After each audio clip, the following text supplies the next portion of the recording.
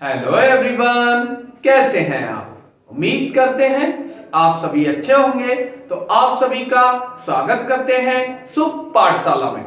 तो आज हम लेकर उपस्थित हुए हैं बहुत ही बेहतरीन टॉपिक जो है क्वाड्रेटिक इक्वेशन, जो क्लास 10th का चैप्टर नंबर है 4। इसे हिंदी में कहते हैं द्विघात समीकरण। तो ये क्या होती है द्विघात समीकरण?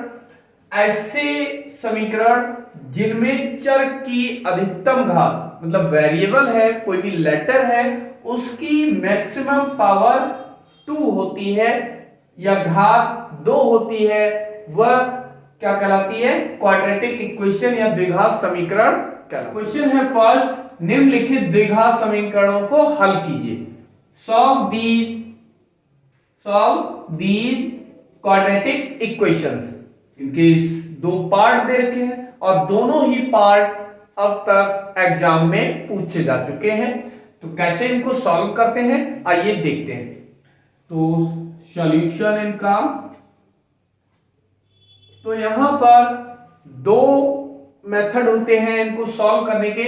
एक तो होता है द्विघाती सूत्र या श्रीधराचार्य फार्मूला, और दूसरा जो मेथड है वो है फैक्टराइजेशन मेथड, या जिसे हम हिंदी में कहते हैं गुणनखंडन विधि। तो आइए हम इन्हें गुणनखंडन विधि से पहले सॉल्व करते हैं, उसके बाद द्विघाती सूत्र यानी इस क्वाड्रेटिक फार्मूला से सॉल्व करेंगे। तो पहले फैक्टराइजेशन मेथड। तो फर्स्ट पार्ट है इसका √3x² प्लस का tan x माइनस का 8√3 इज इक्वल टू 0।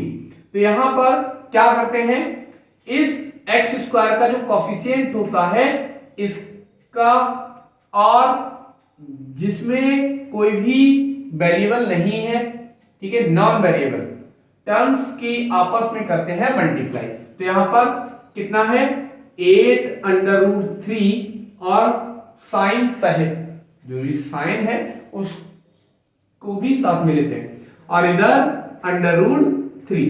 तो कितना मिलेगा माइनस का 8 ऐसा कैसा ही √3 की मल्टीप्लाई 3 होती है। तो कितना मिल जाएगा ये 8 3 जा 24 मिल गया।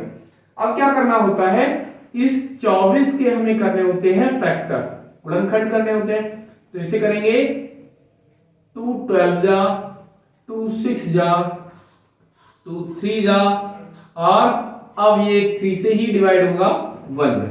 तो क्या मिल जाएगा यहां से हमें 3 2 जा 6 2 जा 12 और 2। हमें क्या करना है, इन्हीं में से ऐसे नंबर फाइंड करने हैं, अगर ये प्लस की मल्टीप्लिकेशन आती है तो ऐड करके मिड वाला नंबर लेके आना है, और अगर ये माइनस की आती है तो क्या करना है, माइनस करके यहां पर मिड वाला नंबर लेके आना है। तो हमें यहां पर यही 2 नंबर निकाल लेते थे, इन लास्ट के 3 नंबर्स और ये पहला नंबर, इनमें से क्या करना है, इनके प्रोडक्ट से इसको माइनस करना है। तो कितना मिल जाएगा 3 2 जा 6 2 जा 12 में से अगर 2 माइनस करेंगे तो हमें 10 मिलेगा, और 12 और 2 की मल्टीप्लिकेशन करेंगे तो 24 मिलेगा। तो हमें क्या करना है, पूरी लाइन ऐसी की ऐसी ही इसको नोट करना है, एज इट इज रखना है। तो √3x² प्लस x ऐसा कैसा ही माइनस 8√3 इज इक्वल टू 0। तो यहां पर 10 के प्लेस पर क्या करना है, केवल 12 माइनस का 2 रखना है। अब इसको सॉल्व कर लेते हैं। √3x² प्लस 12 और x की मल्टीप्लिकेशन 12x माइनस 2 की और x की 2x माइनस का 8√3 इज इक्वल टू 0।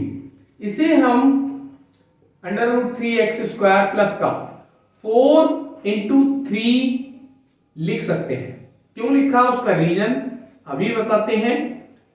8√3 ये ऐसा कैसा ही, यहां पर √3 है तो इस 3 को हम अंडर में चेंज कर लेते हैं। तो यहां पर हमने देखा √3 और √3 की मल्टीप्लाई 3 थी, तो इस 3 के प्लेस पर हम √3 into √3 लिख सकते हैं। तो अंडर रूट 3x² प्लस का 4 एज इट इज, इसके प्लेस पर under root 3 into under root 3x minus का 2x माइनस, इसे हम लिख सकते हैं 4 into 2 under root 3 is equal to 0, 4 2 जा 8। अब क्या करना है, पहले 2 टर्म से और लास्ट 2 टर्म से कुछ ऐसा कॉमन लेना है कि दोनों में सेम हमें जो अलजेब्रिक फंक्शन है वो फाइंड। तो यहां से क्या करेंगे, अंडर रूट 3 दोनों जगह कॉमन है, बाहर निकाल लिया। x यहां पर भी है, यहां पर भी है, ये भी बाहर निकाल लिया। क्या बचा यहां से, अंडर रूट 3 तो बाहर आ चुका है, एक x बाहर आ चुका है, तो यहां से x बचा, प्लस यहां से अभी 4 बचा है, अंडर रूट 3 एक बाहर आ गया, एक रह गया है, x बाहर आ गया, कॉमन ले लिया हमने, माइनस यहां से माइनस कॉमन ले लिया, 2 दोनों प्लेसेस पर है, 2 ले लिया, x इधर है लेकिन इधर नहीं है तो इसे छोड़ देंगे। तो यहां से क्या बचा, केवल x, माइनस तो कॉमन आ चुका है तो ये प्लस का हो गया, 4 बचा और ये अंडर रूट 3 बचा है, तो इक्वल टू 0। तो यहां से x प्लस का 4 अंडर रूट 3, ये दोनों प्लेस से, यहां से और ये कैसे हो गए, कॉमन हो गए। जो बचा है उसे एक नेक्स्ट ब्रैकेट में लिख देंगे, तो यहां से बचा है अंडर रूट 3x माइनस का यहां से बचा 2 इक्वल टू 0। तो क्या मिलेगा यहां से, इफ x प्लस का 4 under root 3 is equal to 0, यदि इतना हो, ये जब भी कोई दो नंबर मल्टीप्लिकेशन में होते हैं तो इसका मतलब है कि उनमें से कोई एक नंबर कैसा है, 0 के इक्वल है। तो अगर ये 0 के इक्वल है, x इज इक्वल टू, ये उधर जाएगा तो कैसा हो जाएगा, माइनस का, तो ये मिल गया x is equal to minus का 4 अंडर रूट 3। नेक्स्ट इस साइड से, if under root 3x minus 2 is equal to 0, then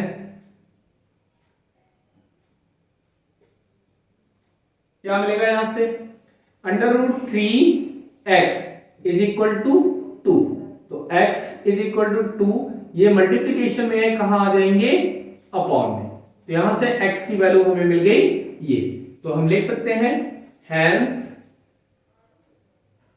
x is equal to, कितना मिला है, माइनस का 4 अंडर रूट 3 कॉमा, और क्या मिला हमें यहां से 2 upon root 3, this is answer. इसी तरह से नेक्स्ट पार्ट है इसका सेकंड, ये भी सॉल्व करते हैं। सेकंड पार्ट क्या है, x square minus is equal to 18 x minus 77। तो क्या करें, सबसे पहले तो सबको एक ही साइड में लेकर आते हैं, तो एक्स स्क्वायर माइनस, ये हो गया 18x, ये माइनस का हो गया, ये इधर लेके आएंगे तो ये प्लस का 77 इज इक्वल टू 0।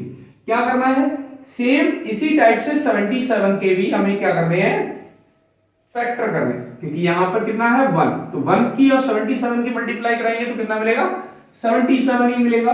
तो 77 के जब हम फैक्टर करेंगे तो ये 2 से तो कटेगा नहीं, कितने से कटेगा, केवल 7 से, तो 7 11 जाए, और ये फिर 11 से ही डिवाइड होगा। तो यहां से हमें क्या करना है, ये मल्टीप्लिकेशन कैसे आएगी, 1 और प्लस 77 की, तो प्लस में ही आएगी, तो हमें क्या करना है, प्लस करके मिड वाला नंबर लेके आना है।